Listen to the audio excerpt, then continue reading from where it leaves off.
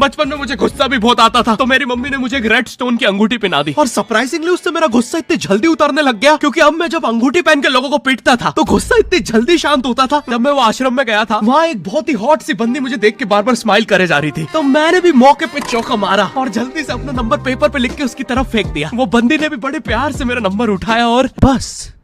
ये लोग मकर संक्रांति के दिन पतंग भी लूटते थे दुकानों से। पतंग से याद है, मैं बचपन में अपने दोस्त जनक के साथ बहुत पतंग उड़ाता था। जनक गुजराती था और गुजराती लोग तो बहुत बड़े पतंगबाज होते हैं। वो लोग गला काटने के बाद भी काहे पोचे चिल्लाते हैं। जनक मेरे घर पे इतना बड़ा गिर्रा लेके आता था पतंग उड़ाने। उस पे पता नहीं कितने 1000 किलोमीटर का मांझा लपटा होता था। हम दोनों का सपना था उस गिर्रे की पूरी ढील देना। एक बार तो गिर्रा खाली होने ही वाला था, पर वो पतंग आर तो घूम के हमारे पीछे से आ गई। हमने हमारी ही पतंग काट दी। तो इस बार हमने सोचा पतंग पूरी परपेंडिकुलर उड़ाएंगे, स्ट्रेट। हमने 2 घंटे ढील दी। वो मांझे में वेव सिग्नल आने लग गए प्राचीन भाषा में। हमें लगा हमने एलियंस ढूंढ लिया, बट फिर धीरे से वो सिग्नल क्लियर हुआ। हमें पता चला हमने कोई नासा का 100 मिलियन का टेलीस्कोप काट दिया।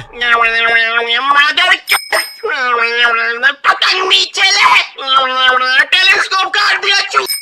नासा का टेलीस्कोप जैसे ही नीचे गिरा, बच्चों से पहले विसरो ने लूट लिया। बहुत वियर्ड था, इतने सारे बुड्ढे छत कूद के भाग रहे थे। एक तो जनक के मांझे में इतनी सारी गठाने होती थी, वो मांझा इतना भारी हो जाता था, हम चौथे माले से पतंग उड़ा रहे, वो दूसरे माले पे उड़ रही है। तो फिर मैं इशारे करता था, तो फिर दादी मेरे चरित्र पे सवाल उठाती थी। दादी से याद है, पुराने जमाने में एंटरटेनमेंट के लिए कुछ होता नहीं था, तो लोग 7-7, 8-8 बच्चे पैदा कर लेते थे ताकि उन्हें जायदाद पे लड़ता देख मजे ले सके। मेरे पापा के 5 भाई और 4 बहनें हैं, टोटल 9 बच्चे। मेरी दादी ने जिंदगी के 9 साल बस बच्चे दिए। दादी ने 9 साल तक पेट में इतनी लाते खाई है, उनके अंदर से एब्स आ गए थे। मेरी दादी लिटरली अंदर से टूट चुकी थी। उनका इतनी बार ऑपरेशन हो रखा है, उनको डॉक्टर ने टाकों की जगह चेन लगा दी थी। भाई आज के जमाने में तो इतने बच्चे कोई पैदा नहीं करता, उल्टा अबॉर्शन करवा लेते हैं। और यस, मैं अबॉर्शन बोलूंगा क्योंकि मुझे जेल नहीं जाना। एक तो इंडिया में भी अबॉर्शन करवाना लीगल है, लेकिन बच्चे का जेंडर जानना इलीगल है। मतलब तुम मार तो सकते हो, लेकिन किसे मार रहे हो ये पता नहीं कर सकते। तो देखो अब रिस्क कितना बढ़ गया है। क्या पता अंदर शेर बैठा हो या कोई बड़ा गैंगस्टर, क्योंकि तुम्हें तो पता नहीं है तुम किसकी सुपारी दे रहे हो। क्या पता वो अंदर बंदे लेके बैठा हो। बचपन में सबके मम्मी पापा डराते हैं, मस्ती मत करो वरना बोर्डिंग स्कूल भेज देंगे। और मुझे बोर्डिंग स्कूल से इसलिए डर नहीं लगता था कि मैं वहां जाके अपनी फैमिली से दूर हो जाऊंगा। मुझे बोर्डिंग स्कूल से इसलिए डर लगता था क्योंकि वहां पे वो बड़े दांतों वाला ईशान अवस्थी होता है। मैंने पहली बार जब तारे जमीन का ट्रेलर देखा था, तो उसमें वो पागल बच्चे ने आतंक मचा रखा था। फिर मैंने मूवी का नाम पढ़ा, तारे जमीन पे। मुझे लगा बिछाए होंगे इस पागल को पकड़ने के लिए, शॉक वॉक देना होगा तारों से। इसके तो दांत भी इतने बड़े हैं, सारी तारे काट देता होगा। मुझे ट्रेलर देख के लगा कोई एक्शन मूवी है, आमिर खान जोकर बना हुआ है। मुझे लगा यही तारों का जाल बना के पकड़ेगा पागल को। हाँ, ट्रेलर देख के तुम्हें क्या ही समझ में आएगा। एक शॉट में आमिर खान बोल रहा है आपके बच्चे को डिसलेक्सिया है, फिर अगले ही शॉट में जोकर बन के बड़ा मछलियां उड़ती क्यों नहीं। फिर मुझे लगा ये शायद अपने माँ बाप को बोल रहा था। और दया तो मुझे उस लंगड़े बच्चे पे आती है जिसके बगल में ईशान अवस्थी को बिठा दिया था। वो बेचारा उठ के भाग भी नहीं सकता। और मैंने तो सुना था बोर्डिंग स्कूल में बस नॉटी बच्चे जाते हैं, तो फिर इस बेचारे गाय से बच्चे को क्यों यहाँ भेज के रखा है। कहीं ऐसा तो नहीं इसके